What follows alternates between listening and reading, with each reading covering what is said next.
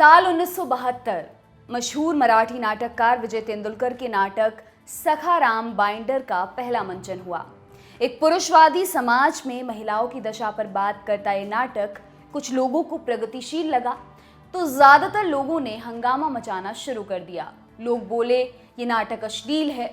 इस नाटक की वजह से भारतीय विवाह संस्था को खतरा पैदा हो गया है। ये नाटक भारतीय संस्कृति पर कालिख मल रहा है।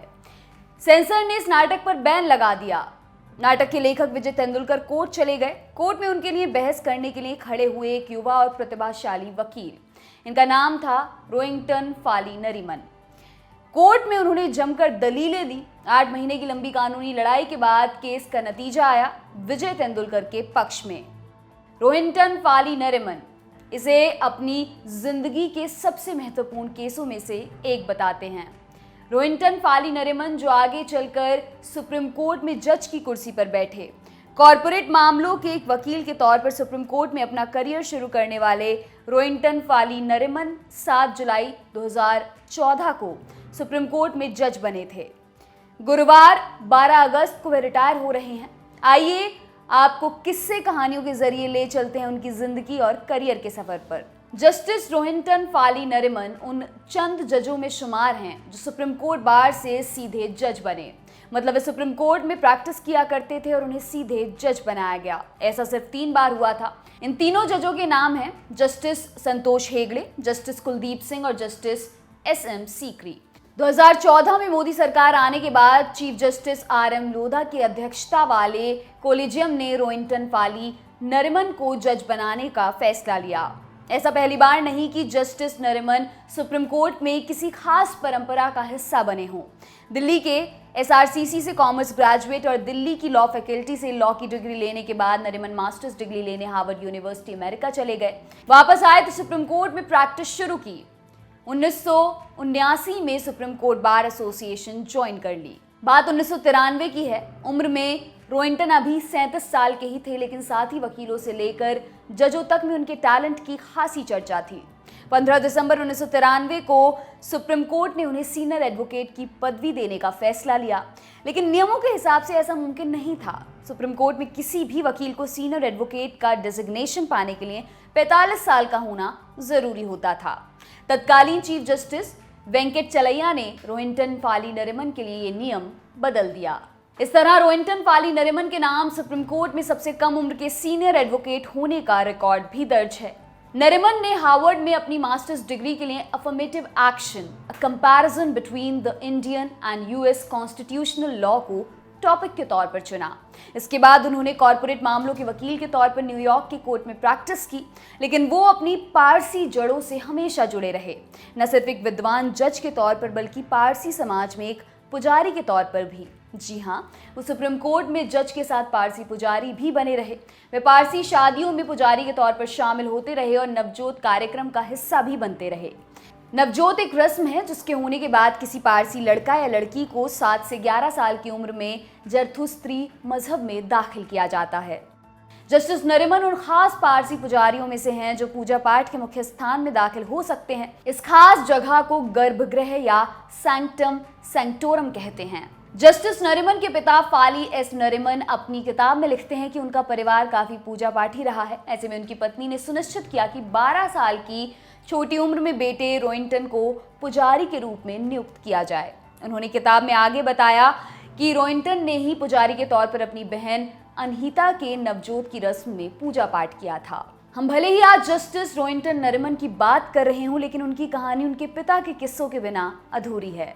जस्टिस रोहिंग्टन नरीमन के पिता फाली सैम नरीमन ऐसे बड़े वकील थे कि उनका डंका देश के सुप्रीम कोर्ट से लेकर इंटरनेशनल कमीशन ऑफ जस्टिस तक बोलता था। वो एडिशनल सॉलिसिटर जनरल रहे। 1999 में राष्ट्रपति ने उन्हें राज्यसभा सदस्य के तौर पर मनोनीत किया। 1991 में पद्म भूषण और 2007 में पद्म विभूषण से नवाजे गए।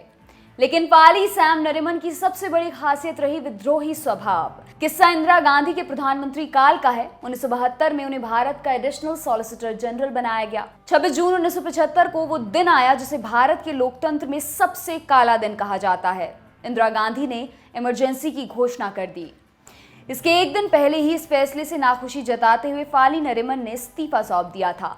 ऐसा ही एक मौका 1999 में आया। फाली सैम नरिमन नर्मदा मामले में गुजरात सरकार के वकील थे। उन्हें पता चला कि गुजरात में ईसाइयों पर लगातार हमले हो रहे हैं। उन्होंने हमले की निंदा करते हुए गुजरात की तरफ से केस लड़ने से मना कर दिया। जस्टिस रोहिंटन नरिमन को करीब से जानने वाले कहते हैं कि वह भी अपने पिता की तरह विद्रोही स्वभाव के हैं। जो नहीं जचता उसे छोड़ देते हैं। पिता फाली नरिमन ने एडिशनल सॉलिसिटर जनरल के पद से इस्तीफा दे दिया था, तो बेटे रोहिंटन नरिमन ने सॉलिसिटर जनरल के पद को झिड़क दिया। वाकया मनमोहन सिंह सरकार के यूपीए 2 काल का है। 23 जुलाई 2011 को रोहिंटन नरिमन को सॉलिसिटर जनरल ऑफ इंडिया बनाया गया। उन्होंने 11 महीने बाद ही इस पोस्ट से इस्तीफा दे दिया। इसके पीछे का कारण उनके और लॉ मिनिस्टर अश्विनी कुमार के बीच का समीकरण बताया गया। खबरें आई कि वह अश्विनी कुमार के कुछ विचारों से संतुष्ट नहीं थे और उन्होंने समझौता करने से बेहतर इस्तीफा देना समझा। सुप्रीम कोर्ट में रोहिंटन फाली नरिमन के सामने कुछ केसों में पेश हो चुके वकील विराग गुप्ता कहते हैं, जस्टिस नरिमन अपने विषय के बहुत ही ज्ञानी और बहुत अनुशासन में रहने वाले जज हैं। वो हर मामले को बहुत बारीकी से सुनते हैं, अपने नियम कायदे के बहुत पक्के हैं, जो जैसा है वैसा ही होना चाहिए। वो युवा वकीलों का वक्त वक्त पर हौसला भी बढ़ाते हैं। सुप्रीम कोर्ट में 20 साल से ज़्यादा वक्त से प्रैक्टिस कर रहे एक सीनियर वकील बताते हैं, जस्टिस नरिमन एक बड़े वकील के बेटे हैं और कॉर्पोरेट वकील के तौर पर उनका लंबा करियर रहा है। इस वजह से उनका उठना बैठना ज़्यादातर अभिजात्य वर्ग में ही रहा है। इस वजह से सुप्रीम कोर्ट बार में भी उनका एक सोफिस्टिकेटेड सर्कल रहा है। बरसों से सुप्रीम कोर्ट कवर कर रहे और जस्टिस नरिमन को करीब से जानने वाले एक सीनियर पत्रकार ने बताया कि जस्टिस नरिमन से नियम कायदे के खिलाफ कोई काम नहीं कराया जा सकता, फिर चाहे भारत सरकार का कोई मंत्रालय हो या फिर सीनियर जज। उनके रिटायरमेंट से सरकार में कुछ लोग राहत की सांस जरूर लेंगे। रोहिंटन फाली नरिमन अपने 30 साल के करियर में एक वकील और जज के तौर पर 500 से ज्यादा बड़े केसों का हिस्सा रहे हैं। जज के तौर पर उनके खाते में कई बड़े केस हैं। इनमें सबरीमाला से लेकर LGBT के अधिकारों से जुड़े बड़े मामले शामिल हैं। सीनियर वकील मेनका गुरुस्वामी कहती हैं, जस्टिस नरिमन बेहतरीन ज्ञानी और विचारवान जज हैं। संवैधानिक लोकतंत्र में उनके दिए फैसले बड़ी धरोहर हैं। इनमें 2 केस बहुत महत्वपूर्ण हैं। एक केस पुट्टुस्वामी का केस, इसमें राइट टू प्राइवेसी का अधिकार सुनिश्चित किया गया है। दूसरा नवतेज सिंह जौहर के मामले में उन्होंने LGBT के साथ भेदभाव को लेकर ऐतिहासिक फैसला दिया था। इसके अलावा उन्होंने कमर्शियल कानून में भी कई बड़े फैसले दिए हैं। उनके कुछ महत्वपूर्ण फैसलों में शामिल हैं श्रेया सिंघल बनाम union of India 2015। IT act से जुड़ा ये केस आज भी मील का पत्थर माना जाता है। इस फैसले में जस्टिस नरिमन ने IT एक्ट की धारा 66A को असंवैधानिक घोषित कर दिया था। इस धारा में किसी की भावना आहत होने पर 3 साल तक की सजा का प्रावधान बनाया गया था। जस्टिस नरिमन ने कहा कि जरूरी नहीं कि जो किसी एक की भावना आहत करे वो दूसरे की भी करे। शायरा बानो बनाम union of India 2017। Supreme court ने माना कि ट्रिपल तलाक मूल शरिया कानून का हिस्सा नहीं है। फैसला सुनाने वाली 5 जजों की बेंच में जस्टिस रोहिंटन नरिमन भी शामिल थे। उन्होंने अपने फैसले में लिखा कि इस तरह का तलाक संविधान में दिए गए मूल अधिकारों का उल्लंघन करता है। इंडियन यंग लॉयर्स एसोसिएशन बनाम स्टेट ऑफ केरल 2019। इसे लोग सबरीमाला केस के नाम से ज्यादा जानते हैं। इस केस को सुनने के लिए बनाई गई 5 जजों की संवैधानिक बेंच में जस्टिस रोहिंटन नरिमन भी शामिल थे। उन्होंने भी अपने आदेश में 10 से 50 साल की महिलाओं को सबरीमाला मंदिर में एंट्री न दिए जाने को असंवैधानिक ठहराया था।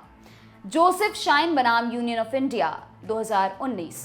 इस फैसले में कोर्ट ने कहा था कि एडल्ट्री के केसेस में औरतों के साथ भेदभाव ना किया जाए। इसे महिलाओं के मामले में गेम चेंजर केस माना गया है।